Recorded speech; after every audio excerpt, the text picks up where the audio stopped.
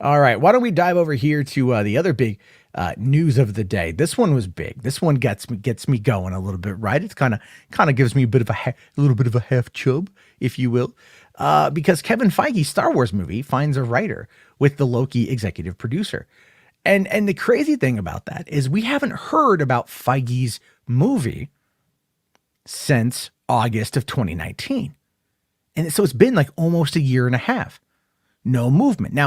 Now, if you've been paying attention to Star Wars, and you should totally be paying attention to Star Wars because it's Star Wars and it's amazing and we all love it, we've noticed a bit of a trend that a lot of Feige's people are kind of making their way over to a galaxy far, far away. You know, they're making their way over a little bit. They're kind of taking over if you think about it, right? Which means I've been saying, from what I've been told, that I think Feige's had a lot more fingers and a lot more pies, but he just doesn't want the upfront credit, which is great. That's a humble, noble thing. Give the credit to the creatives, but help out where you can. Producers are ultimately meant to be a supporting role, helping the directors and the creatives where they can. That's why people love Feige, because he understands how to make it all work, but he also gives them the freedom to create. For the most part, there's been some bickering with the MCU, but you know, I'm sorry. I know Patty Jenkins has complained about Thor, The Dark World, and but still we got like Thor Ragnarok out of it. So it's like, and that's like almost completely like a juxtaposition thematically to Thor, The Dark World. Anyway, let's dive into this one. Okay, that's what we know. All right, Michael Waldron, the writer and executive producer behind Loki, has nabbed a high-coveted gig. Lucasfilm has found the writer for its Kevin Feige-produced Star Wars feature project. Michael Waldron, the writer and executive producer behind Loki, is penning the script. The project is seen as being on a tier onto itself because it's being produced by Feige, the president of Marvel Studios, a separate arm from Lucasfilm, which oversees all things Star Wars. Feige originated the project and is producing with Lucasfilm, headed by Kathleen Kennedy. Now, I've been asking the question, is Kennedy done and is Feige kind of coming on in? And I know it says here that, it's producing with Lucasfilm. That's headed by Kathleen Kennedy.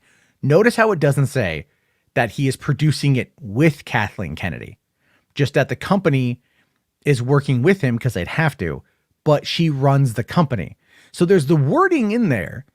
And I kind of got into a little bit today, jokingly a little bit today with Star Wars Only, who was like, she's producing it too. And I'm like, well, looking at the language here, the language is a little bit murky. It can kind of go either way.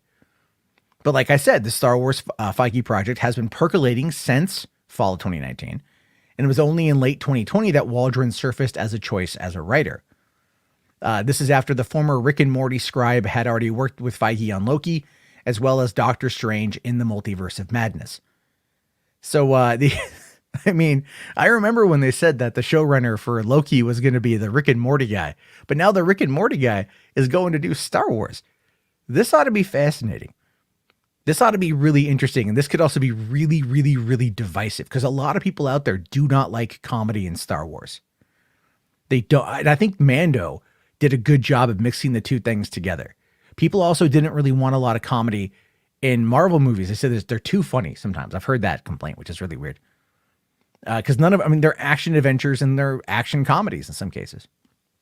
Anyway, the Feige-produced project was not mentioned during the recent Disney Investors Day and is considered in deep development. A sub-tier of the company hopes to keep a secret as long as possible before bringing it to the fore, such as Rogue Squadron, the feature project to be directed by Patty Jenkins. So, yeah, they obviously don't want people to know about this just yet. And I think that has a lot to do with the fact that they want to make sure that they have a good setup. Now, the thing is, Feige, I'll tell you this is my theory on it. And I said this last night on the Nicotina show, the Midnight Run, is that I think that this is, I think I said it today somewhere, but I said that this is a reward for Endgame. No, I said it to Mikey Sutton. That's who I said it to. I said, this is a reward for Endgame. This is because we know that Feige is a bigger Star Wars fan than he is a Marvel fan. And look what he did for Marvel. Think of what he would do for Star Wars. I mean, Feige loves Spider-Man. That's his favorite Marvel character. He stealth produced Venom. He did a lot of work behind the scenes to make sure Spider-Man got to where it got to. And he is heavily invested in Spider-Man 3.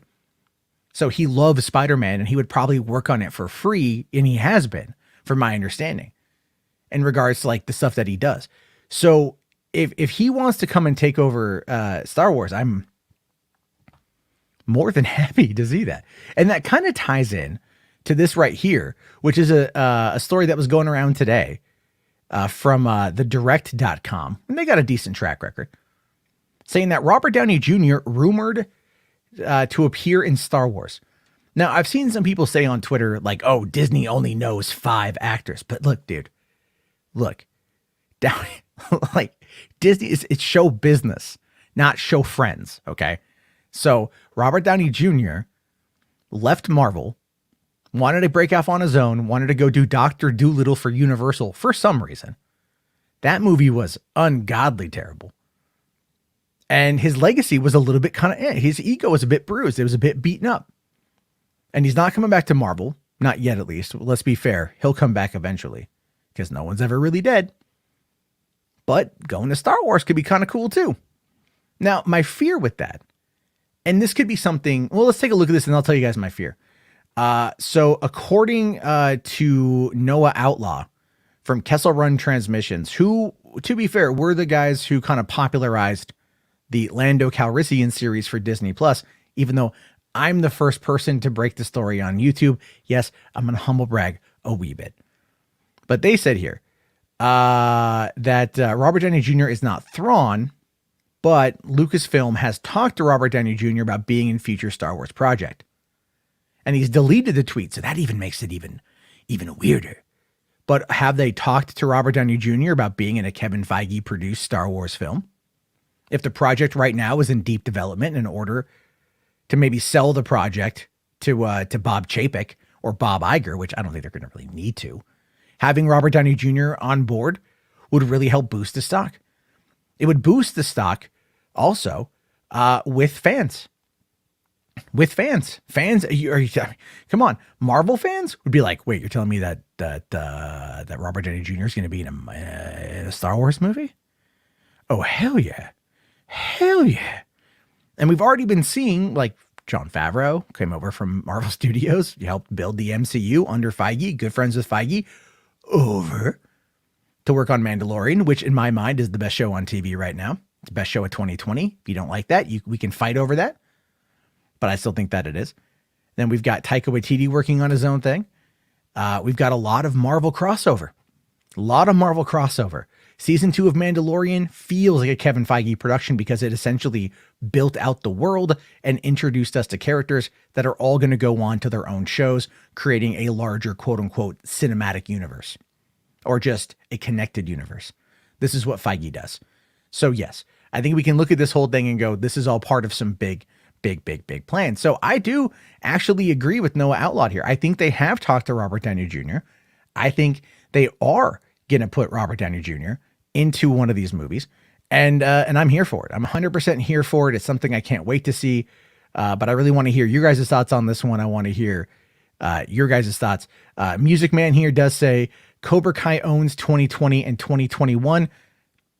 I haven't watched it, so I can't tell you, but I will watch it. Okay. But in the meantime, no, Mando's my jam. Underhaven here says, I'm worried about Star Wars becoming the MCU in space, but I love Robert Downey Jr. So look, man, if Star Wars becomes the MCU in space, is that a bad thing? Is it a bad thing? I mean, what was the key complaint coming off of the sequel trilogy? There wasn't a plan, right? There wasn't a plan. So if they got a plan and they're planning out like a villain intro, because keep in mind, they mentioned Thrawn in season 2. That's going to be the big villain leading into that culminative experience that they're building to. He's the Thanos of what's going to, I can't wait. You guys are like, seriously, my nips are hard talking about this. I'm so excited. So that's what they're going to do.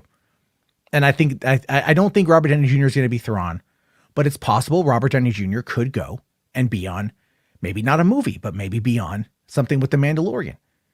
Disney would pay the money for it. Keep in mind that they paid him like $45 million to be in Civil War. And that was actually like the budget for Robert Downey Jr. was the point of contention that got that got Kevin Feige to go to Bob Iger and go, if I have to continue dealing with Ike Perlmutter, I'm going to quit. And that's when Bob Iger was like, okay, you work for Alan Horn now. You answer to me and you answer to Alan Horn, but you don't answer to Perlmutter anymore. So Feige knows how to utilize Robert Downey Jr. to the best of his ability in order to maximize not only profitability, but popularity. So I'm just saying, look, a geek here I agree with, right? Feige is the guy to go to for a plan. 100% the guy to go to for a plan. That doesn't mean that he's like the end all be all for everything, but it's like if you're trying to build something that can sustain itself and last, you need a good architect. And this is where the DCEU is having the most problems. And this goes into Marvel, into DC Comics. Whenever they kind of back themselves into a corner or they write themselves into a hard spot, they just go, okay, let's reboot everything and start all over again. That's the DC motto. That doesn't work when you're trying to establish this long-lasting series where you allow characters to build and grow and the audience grows with them, which is why Feige is the dude to have it with. So I'm totally down for this one. Okay, John here says, nope, I like the EU of Star Wars. Brian Daly novels of Han Solo adventures are undiscovered gold. And you know what? They might actually adapt those because Thrawn started off heir to the Empire, baby. He started off as an EU story character. And now we're talking about him being the villain of like this, Star Wars cinematic thing on Disney Plus. Feige, Filoni, Favreau, right? The 3 Fs, the triple Fs, those dudes, like they understand nostalgia and showcasing it in a new and interesting way. And that's why it's going to rock. Shinoko says here, also, where the heck is Rian Johnson's trilogy? Well, much like our democracy, it's dead. No, it's not, but it is dead. It is gone. Yeah, it's not going to happen at this point. I just don't see it happening. Nobody wants it. No one's been talking about it. And I think, here's Rian Johnson's going to go do his Knives Out movies until the end of time. And I'm here for it because I really, really, really love Knives Out.